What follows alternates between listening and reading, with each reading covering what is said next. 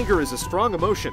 If you need any further proof of this, the massively over-the-top Asura's Wrath is aiming to give you an education on the depths of pure unadulterated rage. That uncontrollable rage of yours suits you well. As one of 8 Guardian Generals assigned to protect humanity from an ancient evil called the Goma, Asura's burden is a heavy one, and yet he and other Guardians manage to repel the attack. Things get interesting at the celebration ceremony when the Emperor is assassinated, Asura's wife is killed, and his daughter is kidnapped. The other Guardians, led by Deus, frame Asura for the Emperor's demise, and Asura is banished, seemingly forever encased in stone. But 12,000 years later, his fury eventually overcomes his prison, and Asura sets off to seek revenge and rescue his child.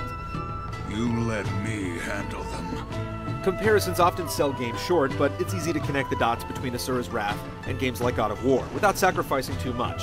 With a heavy focus on hand-to-hand melee, more quick-time events per boss fight than the entirety of Shenmue, and creatures the size of a planet, the parallels are easy to see. It's when you start getting into the details that the games begin to separate. Designed like a manga, it's split up into distinct episodes. At the conclusion of each one, you're rated in 3 categories based on your in-game performance. The level design keeps you on a very strict path where narrow corridors lead to open areas for epic confrontations with some seriously nasty critters.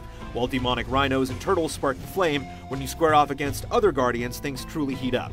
Spanning entire solar systems, these battles are on a scale truly never seen in games before.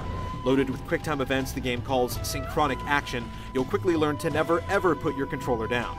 If you fail, it doesn't necessarily mean you'll have to load a checkpoint, but it will affect your rating at the end of the episode. That is what he must protect?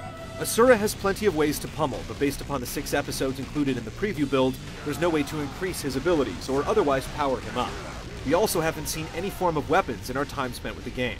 Is he that powerful? It's not as big a deal as you might think, as he has a way of speaking with his 6 arms. You have 3 buttons used for primary combat, including heavy attacks, dash attacks, and projectiles. Heavy attacks are governed by a small circle meter above Asura's head.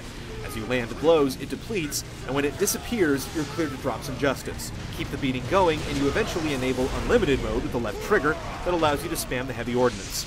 Take it a level above that, and you can enact the burst option, which initiates a devastatingly impressive quick-time attack. Asura's Wrath features a Buddhist motif that permeates the entire game. This manifests in the form of giant iron Buddha statues with arm-mounted cannons and the overall art style and locations. Well, a Buddhist manga anyway, if there is such a thing. See what I mean? There are plenty of close-ups of angry men screaming while performing feats of strength that dive headfirst into the pool of preposterous, and some of the larger battles in the game show a creativity that will surely make you smile from time to time. That was one hell of a battle. If you're looking for a game that literally never lifts its foot off the gas, Asura's Wrath is it.